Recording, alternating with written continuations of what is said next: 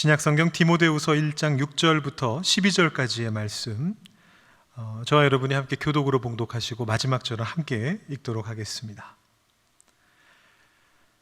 그러므로 내가 나의 안수함으로 내 속에 있는 하나님의 은사를 다시 부릴 듯 하게 하기 위하여 너로 생각하게 하노니, 하나님이 우리에게 주신 것은 두려워하는 마음이 아니요 오직 능력과 사랑과 절제하는 마음이니, 그러므로 너는 내가 우리 주를 증언함과 또는 주를 위하여 갇힌 자 된 나를 부끄러워하지 말고 오직 하나님의 능력을 따라 복음과 함께 고난을 받으라. 하나님이 우리를 구원하사 거룩하신 소명으로 부르심은 우리의 행위대로 하심이 아니요 오직 자기의 뜻과 영원전부터 그리스도 예수 안에서 우리에게 주신 은혜대로 하심이라. 이제는 우리 구주 그리스도 예수의 나타나심으로 말미암아 나타났으니 그는 사망을 패하시고 복음으로써 생명과 썩지 아니할 것을 드러내신지라. 내가 이 복음을 위하여 선포자와 사도와 교사로 세우심을 입었노라. 함께 읽겠습니다. 이로 말미암아 내가 또 이 고난을 받되 부끄러워하지 아니함은 내가 믿는 자를 내가 알고 또한 내가 의탁한 것을 그날까지 그가 능히 지키실 줄을 확신함이라. 아멘. 우리 캐나다에 살면 캠핑을 갈 일이 많이 있습니다. 저의 경우에는 아이들이 벌레를 좀 싫어하고 거의 좀 무서워하는 편이라서 거의 가지는 않는데요. 캠핑을 좋아하시는 분들은 이런 추운 겨울에도 캠핑을 가시더라고요. 장비를 이것저것 챙기셔가지고 만반의 준비를 갖추시고 가십니다. 여러분, 캠핑에 가시면 주로 무엇을 하십니까? 제일 많이 하는 게 뭡니까? 캠프 파이어를 합니다. 네, 이름부터가 캠프 파이어잖아요. 캠프에서 불 붙여놓는 것이 캠프 파이어입니다. 장작을 모아놓고 불을 붙여놓고 불멍을 하기도 하고 따뜻한 열기를 쬐기도 하고 마시멜로를 구워다가 스모어를 만들어서 먹기도 하고 그렇게 합니다. 여러분, 불멍이 뭔지 아시죠? 불멍이 뭡니까? 불을 바라보면서 멍 때리는 겁니다. 멍하니 있는 겁니다. 타닥타닥 장작 타는 소리, 또 이렇게 불티가 이렇게 튀어오르는 그런 모습들, 이런 것들을 듣고 보고 하면서 잠시 마음을 비우고 그냥 그것을 즐기는 겁니다. 이런 것들을 하고 싶어 하는 분들이 많으신가 봐요. 그래서 유튜브를 찾아보면 심지어는 가상으로 불멍을 하실 수 있도록 이렇게 불이 피어오르는 모습을 1시간, 2시간짜리 영상으로 만들어 놓은 그런 영상들도 있습니다. 바쁜 현대인들에게 불 직접 피우지 않아도 이렇게 불멍을 때릴 수 있게 해준 거죠. 여러분, 스모어는 뭔지 아시죠? 1부 때도 제가 여쭤보니까 제 발음이 안 좋아서인지 이 스모어가 뭔지 잘 모르시는 그런 분위기셨는데, 사실 캐나다에 오래 계신 분들은 아마 다 아실 거예요. 이 캐나다와 미국의 북미의 우리 유명한 간식이죠. 한국에서는 이제 캠핑을 가면 보통 고구마 이렇게 은박지에 싸가지고 구워 먹고, 감자 구워 먹고, 그 다음에 이제 마시멜로 이렇게 끼워가지고 구워 먹고 그렇게 하는데, 여기 캐나다에서는 그 구워진 마시멜로를 크래커 사이에다가 끼워서 먹습니다. 그거를 이제 스모어라고 부르는데요. 얼마나 인기가 좋으면은 얼마 전에 여기 유명한 햄버거 체인에서도 이 스모어 맛 뭐라 그러죠? 아이스크림 이런 것들을 팔았던 적도 있습니다. 그래서 캠핑을 가면 이것을 먹게 됩니다.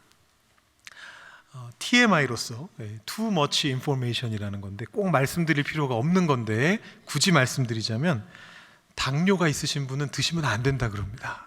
이게 굉장히 혈당을 높이는 음식이라.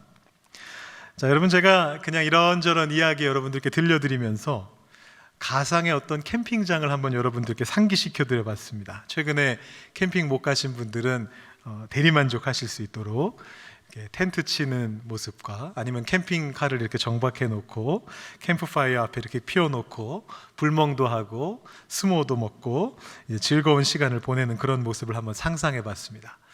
여러분, 혹시 오늘 설교 들으시면서 설교 내용은 잊어버리시고 이 간신히 감춰두셨던 캠핑 본능을 꿈틀대시게 되면 굉장히 곤란한데요. 자, 여러분, 캠핑은 여기까지 하면 끝일까요? 불 피워놓고 불멍하고 같이 스모어도 구워 먹고 같이 놀고 즐기면 끝나는 건가요? 굉장히 중요한 작업이 하나 남았습니다. 그건 뭐냐 하면 불을 끄는 것입니다. 이 불을 꺼놓지 않으면 어떤 일이 벌어지느냐 하면 불씨가 일어나가지고 주변으로 번져서, 특히 캐나다 같은 경우에 산불이 굉장히 자주 일어나는데, 이 산불의 주요 원인 중에 하나가 바로 캠프파이어, 불을 제대로 끄지 않는 것입니다. 그래서 캠핑을 이렇게 가게 되면 캠핑을 자주 가보신 캠핑 전문가께서 캠핑 처음 따라오는 초보자한테 불 끄는 법을 가르쳐 줍니다. 불 끄는 것의 중요성과 함께. 여러분 아시다시피 이 불이 잘 안 꺼집니다. 다 꺼진 줄 알았는데 이렇게 보면은 스치거든요. 까맣게 됐거든요. 더 이상 불길이 없는 것처럼 보이거든요. 그런데도 부직갱이로 이렇게 부숴보면 그 안에 빨간 불이 남아 있습니다. 심지어는 확실하게 끄겠다고 물을 이렇게 안에서 떠와가지고 그 위에다가 물을 뿌리거든요. 그러면 하얀 연기가 쫙 올라갑니다. 진짜 다 꺼졌구나 확신하고 방에 들어갔다가 놀고 다시 나와보면 어느샌가 불길이 살아가지고 다시 거기에서 불길이 타오르고 있습니다. 꺼진 불도 다시 보자라는 이런 표어가 괜히 생긴 게 아닌 것이죠. 오랫동안 타오른 불들은 끄는 것도 쉽지가 않습니다. 불씨가 그 안에 반드시 남아 있습니다. 그리고 언제라도 기회가 되면 다시 타오릅니다. 이것이 불의 속성입니다. 이 불의 속성을 많은 사람들이 이야기하고 노래했습니다. 대표적으로 방탄소년단이 청춘의 삶을 불타오르네라는 제목의 노래에서 큰 인기를 끌었던 적도 있습니다. 저는 오늘 이 불의 속성을 성경 안에서 찾으면서 우리의 삶에 적용해 보려고 합니다. 오늘 말씀은 바울이 디모데에게 쓴 두 번째 편지입니다. 디모데는 바울의 제자였는데 바울은 디모데를 사실상 아들처럼 생각했습니다. 오늘 말씀 앞부분에 저희가 읽지는 않았습니다만 2절 말씀을 보시면 사랑하는 아들 디모데에게 편지한다 이렇게 적혀 있습니다. 바울은 디모데전서에서 디모데를 믿음으로 낳은 아들이다 그렇게 표현한 바가 있습니다. 왜냐하면 디모데가 바울에 의해서 신앙을 가지게 됐기 때문이죠. 바울이 3번의 전도 여행을 했는데 그 중에 첫 번째 전도 여행에서 디모데의 고향 루스드라를 지나게 되었습니다. 루스드라는 이곳에 있습니다. 루스드라는 터키 중남부 지역에 있는 도시인데 갈라디아 지방에 있는 도시인데요. 제가 노란색 동그라미로 표시를 해놨는데 이곳을 바울이 첫 번째 전도 여행에도 지나갔고 두 번째 전도 여행에도 지나갔습니다. 그런데 성경에 정확히 써 있지는 않지만 아마도 첫 번째 전도 여행 때 디모데가 예수님을 만나게 되었던 것 같습니다. 왜냐하면 바울이 두 번째로 루스드라를 다시 방문했을 때 이미 디모데가 지역에서 아주 존경받는 그리스도인이 되어 있었기 때문입니다. 그래서 바울의 두 번째 전도 여행에서부터 디모데가 바울의 동역자가 돼서 함께 여행을 다니게 됩니다. 이때로부터 이 바울과 디모데가 나이를 초월한 우정 혹은 아버지와 아들의 사랑을 나누게 되는 것입니다. 자, 그런데 이쯤에서 우리가 한번 정리를 하고 넘어갈 필요가 있습니다. 여러분들의 인상 속에 디모데는 어떤 사람입니까? 물론 교회를 다닌 지 오래되지 않으시거나 이제 그런 분들 중에서는 디모데가 누구야? 이렇게 말씀하실 만한 분들도 계실 수 있지만 신앙생활을 오래 하신 분들이라면 디모데의 이름을 다 들어보셨을 겁니다. 오늘 제가 디모데 후서 말씀으로 여러분들께 말씀을 전하고 있고요. 또 다음 주부터는 디모데 전서의 말씀을 새해 표와 함께 보게 되는데 이 디모데의 이름이 들어간 성경책이 2권이나 있거든요. 그래서 여러분들께서 성경을 찾아서 읽으신다면 그 이름을 모르시기가 어렵습니다. 그렇다면 여러분들은 디모데를 어떤 사람이라고 생각하고 계십니까? 많은 분들이 디모데를 연소한 사람으로, 그래서 혼자서는 무엇을 결정하기 힘들고 늘 바울의 조언을 받고 격려를 받아서 일을 해야만 하는 소심한 사람으로 그렇게 인식을 하고 있습니다. 디모데전서에 나오는 이 말씀 때문입니다. 4장 12절 말씀을 보시면 이런 말씀이 있습니다. 누구든지 내 연소함을 업신여기지 못하게 하라. 이 말씀과 디모데 전후서에 나오는 바울의 여러 가지 권면들을 보면서 우리가 어떻게 생각하게 되느냐 하면 디모데는 바울의 권면 없이는 목회 활동을 하기 힘들 정도로 어리고 소심한 사람인가 보다, 이런 생각을 하게 됩니다. 그런데 사도행전과 바울의 다른 서신서들을 같이 놓고 보게 되면 이러한 인상이 크게 잘못됐다라는 것을 알게 됩니다. 사실 시작부터 잘못됐는데요, 제가 앞서 말씀드렸던 것처럼 이 바울은 2차 전도 여행을 할 때 디모데를 자신의 동역자로 선택했습니다. 근데 이때 이런 묘사가 나오고 있습니다. 그 지방의 모든 그리스도인들이 디모데를 알고 있었다라는 그런 말씀입니다. 2절 말씀을 보시면 디모데는 루스드라와 이고니온에 있는 형제들에게 칭찬받는 자였다, 이렇게 기록이 되어 있고, 또 3절 말씀을 보시면 그곳에 있는 사람들이 디모데의 아버지가 헬라 사람이라는 것을 다 알고 있었다라고 그렇게 기록이 되고 있습니다.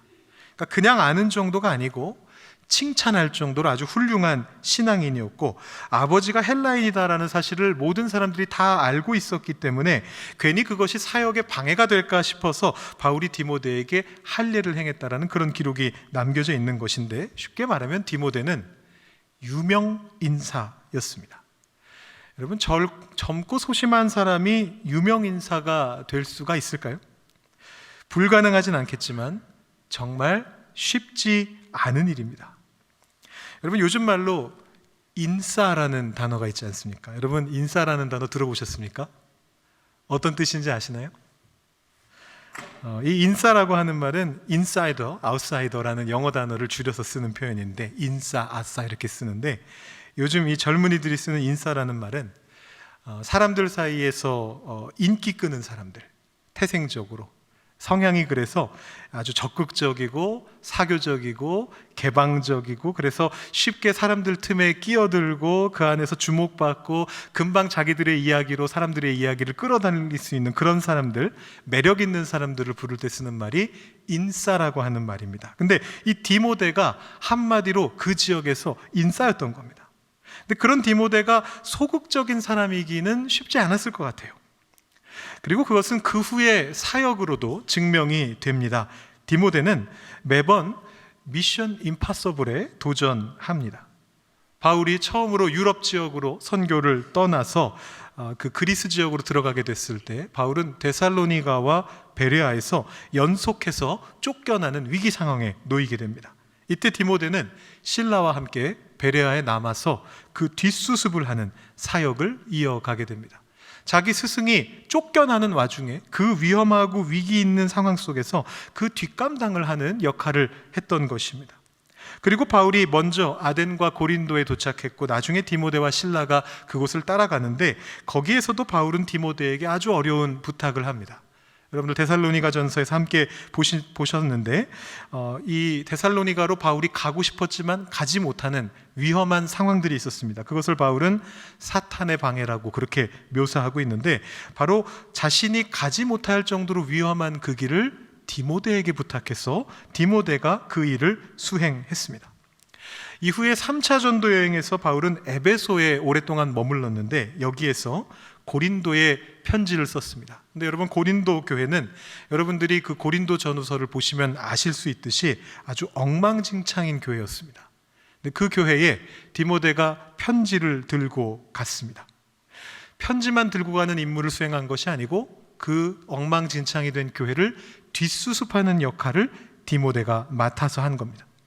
그리고 그 후에 디모데는 바울이 떠난 이 에베소라고 하는 아주 중요하고 어려운 교회를 맡아서 사역을 하게 됩니다. 이 에베소에 있는 디모데에게 바울이 보낸 편지가 바로 디모데 전후서입니다. 그러니까 디모데는 사실 결코 소심한 사람이 아닙니다. 연소한 사람도 아닙니다. 그는 백전노장입니다. 바울과 함께 일하면서 가장 힘든 일들만 도맡아서 해결했던 담임 목사급 슈퍼 부목사입니다. 엄청난 사람입니다. 시작부터 존경받는 인물이었고, 이 편지를 받는 지금도 여전히 에베소를 맡아 사역하고 있는 중요한 교계의 인물입니다. 그런데 왜 바울은 그 디모데에게 편지하면서 너의 연소함을 업신여김 받지 말아라 라고 조언하는 것일까요?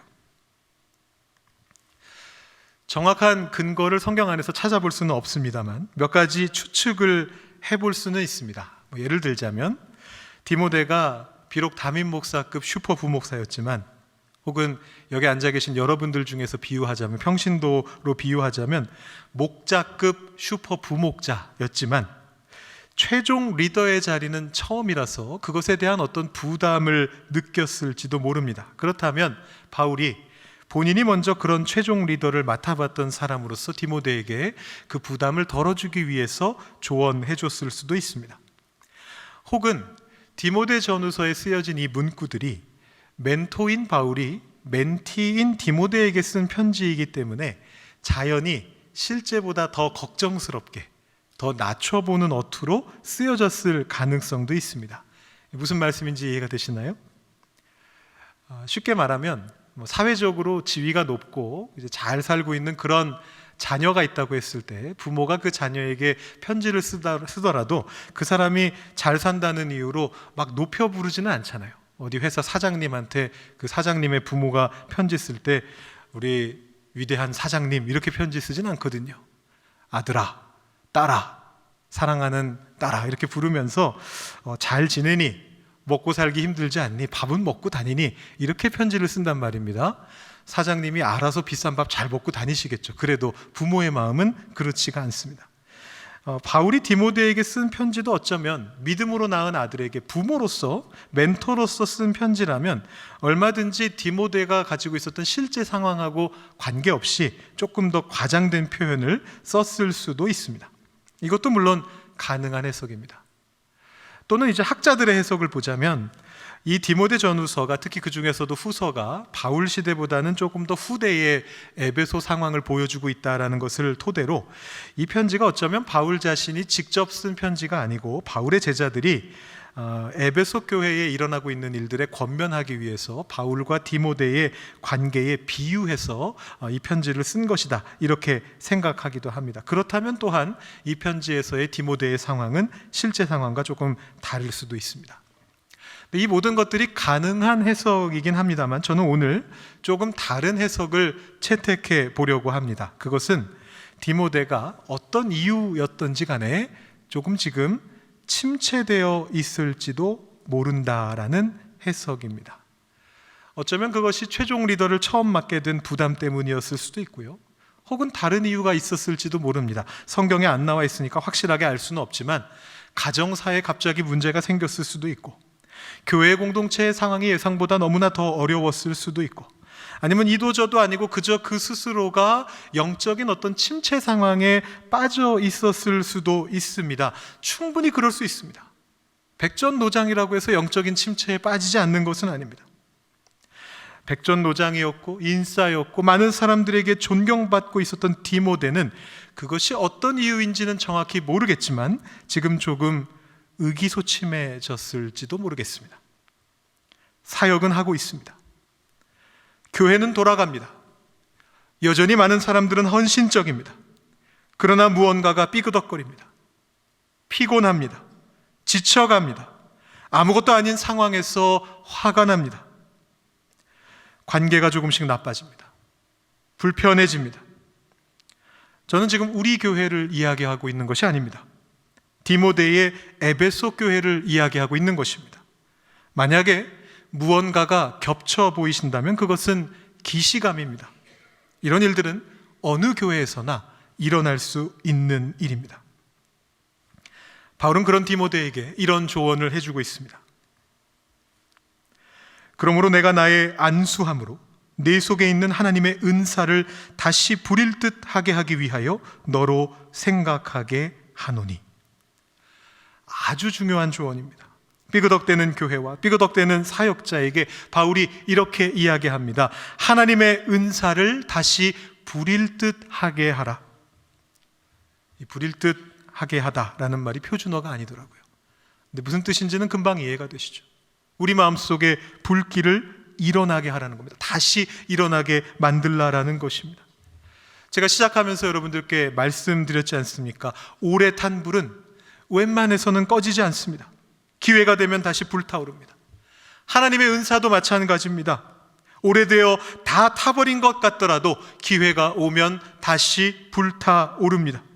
그 하나님의 은사는 어디 다른 곳에서 오는 것이 아닙니다. 이미 우리 속에 있습니다. 하나님께서 이미 우리에게 성령을 통해서 부여해 주셨습니다. 바울은 디모데 전서에서도 똑같이 디모데에게 너의 안에 이미 은사가 있다라고 그렇게 이야기합니다. 내가 지금 조금 침체되었을지 모르지만, 내가 있는 환경이 지금 조금 불편할지는 모르지만, 내가 있는 공동체가, 그 안에서의 어떤 관계가 지금 조금 삐그덕거리고 있을지는 모르지만, 하나님의 은사는 너의 안에 있고 지금도 불탈 준비를 하고 있고, 그리고 불타오를 것이다. 그것을 위해서 내가 멀리 있지만 안수하노라. 바울이 이렇게 이야기하고 있습니다. 이 하나님의 은사가 불타오르면 우리가 걱정하고 있었던 문제들도 다 같이 불에 타버립니다. 7절 말씀에 이렇게 적혀 있습니다. 하나님이 우리에게 주신 것은 두려워하는 마음이 아니요 오직 능력과 사랑과 절제하는 마음이니. 여러분, 하나님의 일을 하시기에 어떤 두려움이 있으십니까? 주님의 일을 맡아 하시기에 너무 육신이 피곤하십니까?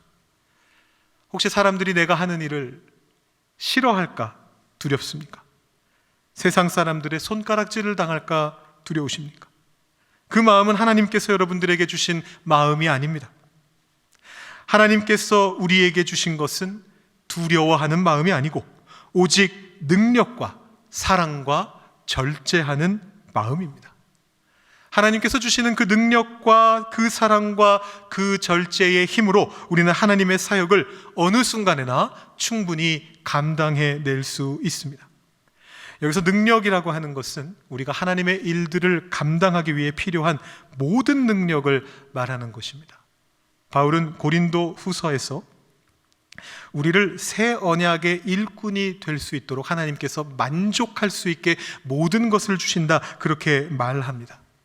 또 바울은 고린도 전서에서는 여러분 잘 아시는 말씀인데, 사람이 감당할 시험 밖에는 너희가 당한 것이 없나니 오직 하나님은 미쁘사 너희가 감당하지 못할 시험 당함을 허락하지 아니하신다 라고 그렇게 이야기합니다. 새 번역은 여기에 능력이란 단어를 덧붙여서 번역하고 있습니다. 하나님께서는 신실하십니다. 여러분이 감당할 수 있는 능력 이상으로 시련을 겪는 것을 하나님은 허락하지 않으십니다. 이렇게 번역합니다. 하나님께서는 우리의 능력 이상의 일을 우리에게 맡기지 않으시고 반드시 그 일을 통해 만족할 수 있게 만드신다고 약속하십니다. 그렇다면 사랑은 무엇일까요? 하나님의 일을 감당하기에 있어서 능력이 있으면 충분한 거 아닐까요? 왜 거기에 사랑이 더해져야 될까요? 한 일화를 들려드리겠습니다. 저에게는 디모데와 바울 사이의 관계와 비슷한 저의 멘토 목사님이 계십니다. 안타깝게도 너무 이른 나이에 돌아가셔서 지금은 천국에 계십니다만, 제가 처음 전도사 사역을 시작할 때 저의 부서 담당 목사님으로 계셨던 그런 분이십니다.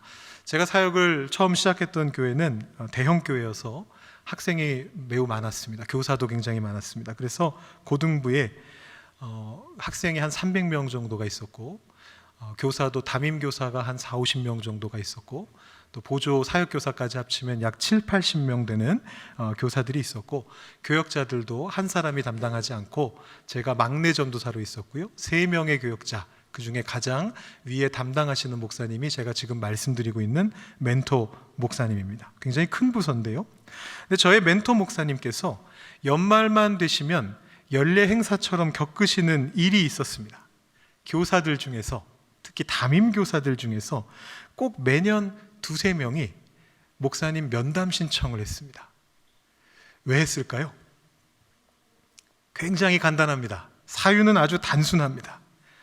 못 해먹겠다는 겁니다. 교사 때려치고 싶다, 이 얘기입니다. 그래서 목사님께 면담 신청을 하는 겁니다. 저의 면담을 해주셔야 됩니다. 내용이 이런 겁니다. 지금까지는 어떻게든 버텨봤는데 애들 대하는 게 너무 힘드시다는 거예요. 거기 계셨던 선생님들이 물론 20, 30대 청년들도 계셨지만 대부분은 5, 60대, 더 나아가서는 7, 80대이신 분들이 많으셨거든요. 근데 애들하고 대화를 해보니까 세대 차이도 너무 많이 나고 문화도 너무 다르고, 심지어 이거는 요즘 유행하는 표현은 아닙니다만 당시 쓰던 표현인데, 애들이 중2병에 외계어 쓰니까 뭔 말인지 알아먹을 수가 없다, 이렇습니다. 여러분, 외계어란 말 들어보셨습니까? 예전에 유행했던 말입니다. 이 청소년들이 하도 어른들이 못 알아먹을 말을 쓰니까 마치 외계에서 온 외계인 같다, 얘네들이 하는 말들이 외계어 같다, 그래가지고 당시 유행하던 말입니다. 근데 이 선생님들께 딱 그렇게 느껴지는 거예요. 애들이 외계인 같습니다. 얘네들이 하는 말도 못 알아듣겠고 내 말도 먹히는 것 같지 않고 보람이 없습니다. 그래서 못 해먹겠습니다. 저는 능력이 안 됩니다. 이렇게 목사님께 면담하러 오는 겁니다. 그럼 이 목사님의 처방은 무엇이었는지 아십니까? 능력이 부족해서 못하겠습니다, 교사 그만두겠습니다, 이러고 오는 사람들에게 목사님은 뭐라고 대답하시느냐 하면, 능력이 중요한 게 아니고 사랑이 중요합니다, 이렇게 말씀하셨습니다. 아이들도 다 안다는 거예요. 인간은 영적인 동물이기 때문에 영으로서 느낀다는 겁니다. 말이 통하고 안 통하고가 중요한 게 아니라 이 사람이 나를 사랑하는가 안 사랑하는가, 저 말과 저 행동이 나를 사랑하기 때문에 하는 것인가 아니면 그냥 하는 것인가를 느낀다는 겁니다. 그래서 말이 안 통하느냐 통하느냐는 중요하지 않고, 성경을 잘 가르치느냐 못 가르치느냐는 중요하지 않고, 애들한테 매일 간식을 사다 먹이느냐 못 먹이느냐는 중요하지 않고, 단지 사랑을 담아서 그들을 대하고 있는지가 중요하다라고 그렇게 말씀하셨습니다. 그리고 최종 처방은 이것입니다. 1년만 더 사랑을 담아서 해보십시오. 그리고 내년 연말에 해결이 안 되면 다시 오십시오. 그때는 제가 사임시켜 드리겠습니다. 항상 그렇게 말씀하셨다고 합니다. 그리고 1년 뒤에 사임하겠다고 찾아오신 분이 한 분도 없으셨다고 저한테 그렇게 말씀해 주셨습니다. 제가 이 목사님을 존경하고 좋아했던 까닭은 이 목사님께서 그 말씀을 진심으로 하셨기 때문입니다. 여러분, 인간이 영적인 동물이다라는 것은 교사와 학생 사이에만 통하는 얘기가 아닙니다. 어른들 사이에서도 똑같이 통합니다. 만약에 이 목사님께서 이 처방을 진심을 담지 않고 사랑을 담지 않고 그냥 말씀하셨다면 분명히 교사들도 느꼈을 겁니다. 그러면 그 교사분들도 사랑을 담아서 아이들을 대해봐야겠다, 이 생각을 못 하셨을 거예요. 그 처방을 실행할 마음이 안 들었을 겁니다. 그러나 목사님께서 진심을 담아서 그 말씀을 하셨기 때문에 교사들도 그것을 진심을 담아서 실행으로 옮겼고, 하나님의 사랑이 능력을 넘어선다라는 것을 체험하는 귀한 경험을 할 수 있었던 것입니다.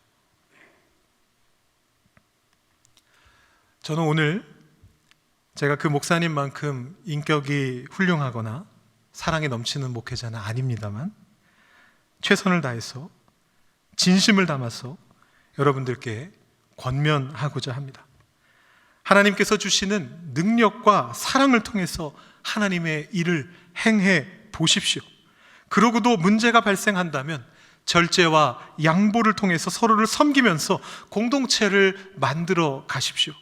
저는 그것이 우리 교회에 지금 이 순간 가장 필요한 일이라고 믿습니다. 우리가 시니어 프라미스랜드 교사 모집을 2달째 하고 있습니다. 어려운 봉사인 것을 너무나 잘 압니다.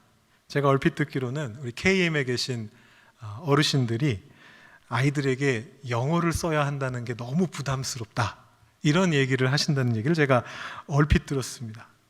여러분, 괜찮습니다. 영어 안 하셔도 됩니다. 여러분, 외계어를 하는 아이들하고도 소통이 되는데 겨우 영어 정도로 그렇게 두려워하지 않으셔도 돼요. 한국말 쓰셔도 됩니다. 요즘 젊은 부모님들은 예전하고 다릅니다. 교회 와가지고 한국말 배우는 거 좋아합니다. 그냥 한국말 쓰셔도 됩니다. 혹시 한국말 하시는 것도 부담스러우시다면 그냥 그 자리에 같이 앉아서 예배 드려주시는 것만으로도 충분합니다. 그것만으로도 사역자들에게 큰 힘이 됩니다. 누군가는 그 자리에서 하나님의 사랑과 능력을 흘려 보내셔야 합니다. 다른 사역도 마찬가지입니다. 지금 우리 교회는 젊은 분들이 상대적으로 많이 적으시기 때문에 일들을 이것저것 중복해서 감당하고 계십니다. 그래서 젊은 분들은 젊은 분들대로 일이 많으셔서 힘드시고, 또 나이가 많으신 어르신들께서는 어르신들대로 힘이 딸리셔서 그 일들을 해내시기가 쉽지 않은 경우가 참 많이 있습니다. 여러분, 그래도 괜찮습니다.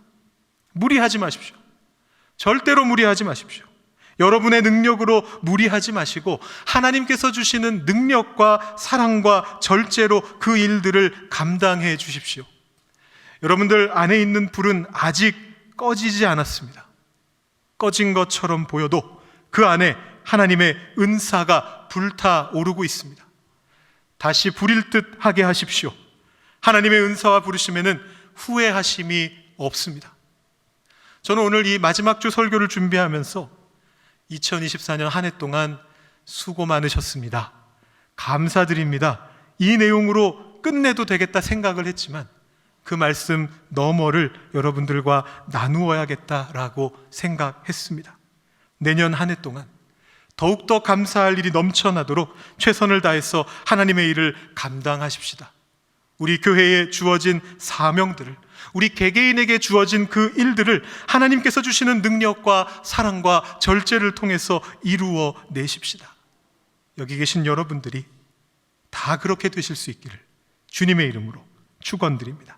기도하겠습니다.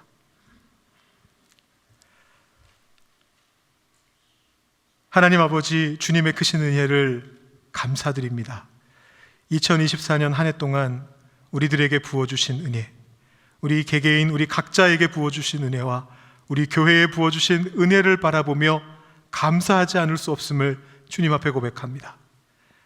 그리고 내년 한 해 동안 주님께서 부어주실 일들을 기대하며 더욱더 감사하는 마음으로 주님 앞으로 나아옵니다.